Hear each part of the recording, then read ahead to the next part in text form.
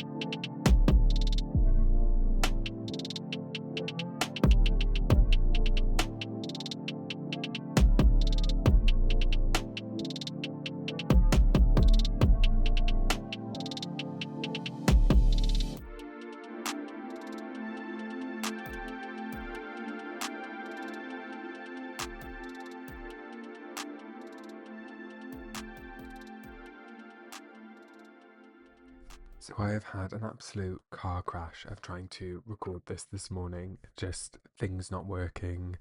The audio, I recorded about 15 minutes and the audio didn't work. So hopefully I'll be able to get through this again. I actually went for a really, really gorgeous bike ride on the weekend. I did two.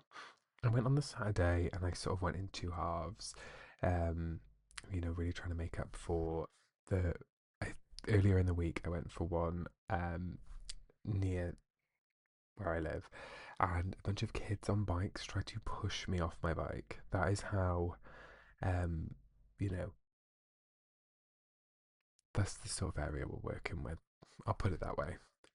It was crazy. Like I have never experienced anything like that in my life, and obviously they think it's funny, but I was low-key terrified as a 30-year-old adult being terrorized by kids trying to push me off my bike. And when you're going downhill, you're going quite fast. It was like one of those moments, and I thought, if I fall off, the skin on my left arm is clean coming off. My face is gone.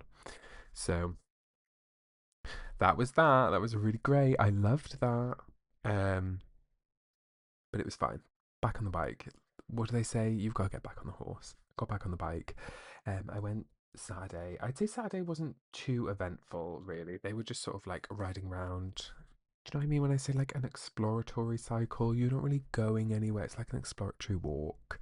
You're like not walking anywhere, not riding anywhere with like any purpose of getting anywhere. You're just sort of like having fun, looking around, trying to figure it out. So that's what I did. Oh, you can see my helmet there actually. So that's what I did. It was nice. It was a nice Saturday leisurely ride around. I came home, I had something to eat, I went back out for a bit, and then I came back. And really, I was just trying to get my stamina back up after a week off from the gym and like having a really nasty cold where I was just exhausted. I needed to exercise some to try and like get that fitness level back up. Um, and I think it worked. Like I actually genuinely think it went quite well. Uh, Sunday was considerably nicer in terms of like it was warm but it wasn't too hot. It was much brighter. Saturday was quite a dull day. It was warm but dull, and I hate that. I hate that sort of like muggy dark weather that we can get. It just feels so oppressive. Um but Sunday was really nice. I went like Newport way, like sort of up through the hills, lots of hills to make me work hard, and then I sort of saved the battery on my bike ready for the journey home if I needed it, but I didn't end up needing it too much. Like I don't think I ever turned it up. It was pretty good. I kept it. If I ever had a little boost, because like maybe like a car was coming and I wanted to just sort of like be out the way quick, um, I would turn it up a couple of points, but like never beyond three, and it goes up to five. Um, yeah, it was pretty nice. You'll have seen the footage. You'll have seen how scenic and beautiful everything was, and yeah, I love like the getting somewhere and then like popping to the shop and getting a can of Diet Coke and just popping open that crisp Diet Coke before you get back on your bike to go. It was delish. Um, I didn't get coffee because I'd already had about three before I left. 'Cause I didn't go out till about one. I think I was gone for about 2.5 hours, so like pretty decent. I was happy with that. This week we're going to talk about a book, like focus on one, because I think that worked really well last week. And rather than sort of fly through lots of things, so this week I read Cory Doctorow's A Reverse Centaur's Guide to Life After AI. Um, and I read it because like I really respect his writing. I really trust him. Corey is a science fiction writer, but he is also like he is worked with an organization for many, many years called the Electronic Frontier Foundation.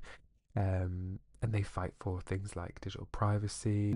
The way he talks about all these topics is really, really interesting. So I knew that this would be similar. And I also knew that, I respect his point of view on lots of things. I know it will be well rationed. I also know it will be quite level headed. So I was definitely looking forward to that going in. Someone who was very anxious about AI and like, I don't like it in creative spaces. I don't know if I love it in the workplace either. I am quite conflicted on it because I recognize there will be elements for some people that this really streamlines difficult processes for them and makes things more manageable. But I just don't love AI generated text and images. And like, I think something that comes up a lot in the book is the reframing of AI from being a copyright issue to being a labor issue. And I think that's really true. I think there was this tendency that companies sort of sold, like AI companies sold, like the companies you and I work for, the promise that you can reduce staffing costs and you can, reduce your overheads and you can do all this by using AI. And obviously, it did not deliver. Probably will never deliver. Like it's just not going to happen.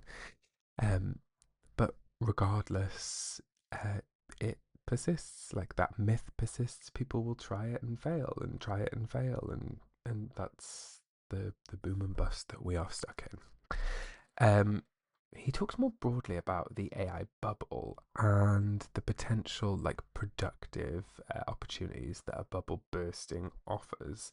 And that is usually the suddenly like the mass availability of all this technology that was sort of sucked up by these big AI companies that, all the processors and like the data centers and the things that they need to run and to train and to use them will suddenly be available probably at quite cheap prices, which will enable companies that have useful applications for them to actually use them.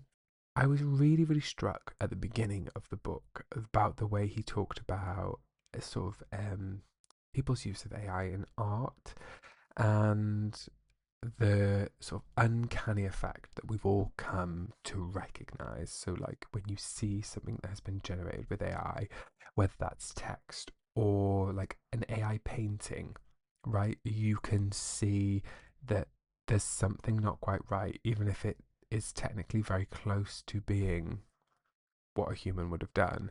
There's something uncanny about it. And his reasoning behind that is that, every word, every brushstroke has meaning behind it, has intention behind it. And that's something that AI can't do because it's creating based on like statistical probabilities. That's what it is. It's he sort of talks about at the beginning of like it's perfectly reasonable to be anti AI, especially in spaces like that. But or what's harder to be anti is statistical analysis. So there may be like real applications in certain fields that like this is perfectly reasonable and can be integrated into their workflows and becomes a part of the systems that already exist. It's not this like standalone chatbot feature that like people associate AI with, but like the useful bits will be picked off the carcass when the bubble bursts, and people will be able to use them in ways that are productive, and we don't have to hear about it anymore. At least I hope we don't have to hear about it anymore. Um, and he sort of talks about how in his creative work, he would never use generative AI, but he used this tool called Whisper that transcribed all of the audio files. So he'd listen to like a large number of podcasts, something like 30 hours worth of podcasts, and he was trying to find where in one of them somebody had said something that had stuck with him. So he used this technological whisper he downloaded these 30 hours of podcasts, like all the last 30 hours he'd listened to, run them through Whisper, and got Whisper to transcribe every single podcast so that he could search it and search it like a document. And I think that, and it basically just like time stamped when certain things were talked about. And by doing that, he was able to like find this quote that he remembered but couldn't like exactly pin down who had said it and where. And I thought, yeah, that's a useful application. And he talks about how, one day towards the end of the book, it comes up again. And he talks about like that will probably be something that our computers do. Like it is just a part of the operating system. When you have a video file or an audio file on your computer, that will be how it's indexed, and you'll be able to search through. And, if you're searching your laptop, you'll be able to search it for like quotes in these files, and the same way you would with like a text file. And I found that interesting, the way image processing works on phones. So, if there's text in an image, you can search for that using your phone, like in your phone's photo app. Like, I am not all doom and gloom. Like, I understand there are applications where these things are absorbed into the tools that we use in a productive way. And it's not in a generative way. It's not like filling the world with slop, but it's you know being incorporated to like refine tools and make them useful. He also talked about, and this obviously is, I feel, quite relevant to the last book that we talked about on here by him, and that was enshittification, sort of the way that AI makes things worse, like the promise of AI as a way of reducing customer service costs and customer service representatives being replaced by AI, only to then be sort of replaced by customer service operatives when the technology can't deliver. And I really like the chapter on this because he starts talking about how uh, Elon Musk sort of debuted this robot that it was the most advanced AI because it could replicate the way a human dances, and really advanced robotics. Of course, there was a human in the suit doing the dancing, so it wasn't actually AI that was doing this thing. It was all along this was a human being.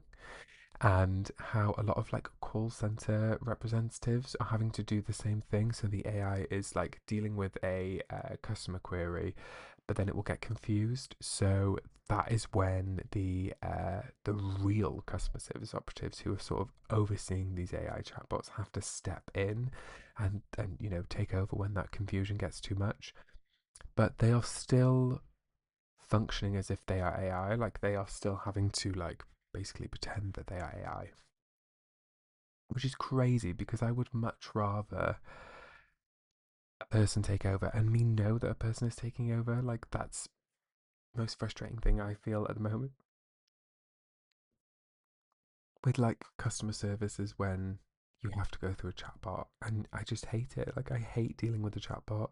It's my biggest pet peeve. I really don't like it. Like I am that person that's like I would like to speak to a human. I would like to speak to a human, and you just persist until you do, because usually it's a relatively easy query that these systems are designed to like create friction. I feel like to keep you from like canceling a subscription, or like to keep you paying for like a top tier of a subscription. So he also talks about how like the reason that we shouldn't worry about AI in the arts and in media essentially is because it can't be copyrighted. So in terms of like writing films, TV shows, books. Like, of course, there probably are people doing it on the down low, but like, ultimately, that is not in companies' interests because that work cannot be copyrighted. And if they want to make money off it, then it needs to be copyrighted. So, short of like a massive change to the law there, like I am feeling relatively reassured that that is something that, at least for mainstream publishers, so like the mainstream book publishers, that at least there is an element that it sort of won't be as pervasive because of they need the copyright to stand up in a court of law if somebody were to challenge it or copy it, and that's how they make their money. Like I'm reassured gently by that. Like I am, hopefully that's the way things play out. Overall, I really liked it. Like there isn't any major points that I feel like I could disagree with Corey on. Like I am probably more cautious in that I don't want it in my life, but I accept that it is here. And yeah, I believe that real art and real books and like real people will win in the end, and will that'll be what we want to listen to and consume and watch. But maybe I'm being too optimistic. Maybe I'm being too hopeful, but fingers crossed that's how it works. How do you feel about it? Like, do you feel reassured? Do you feel like reassured that life will go back to normal after the bubble bursts? That's sort of what I'm hoping, is that bubble bursts, the useful things, like the applications in medical technology and, everyday elements like the way it's incorporated into your computer's operating system at a very basic level rather than like something that is shoved down your throat that you have to interact with, but in order to like complete functions on the back end more efficiently. Like that's the sort of stuff where I'm like, yeah, like I hope that all of this wasn't for nothing, because right now a lot of us have suffered by having to consume really terrible AI generated art, or having to worry that the things that we enjoy consuming, like books or like well written TV shows or films, are going to disappear, or um, you know people's livelihoods are at threat. The people that write these books and like make these films, and that they're suddenly not going to be able to do that because this technology is going to take their jobs. Like I just don't think it will, because I just don't think it will ever be good enough. I think we want human written books, human made films, and I think that will human made music, and I think that will um, hopefully withstand the test of time. Anyway, let me know what you think. Let me know if you've read the book. Let me know what you've been reading, what you've been up to. If you like going for a long weekend cycle, let me know about that.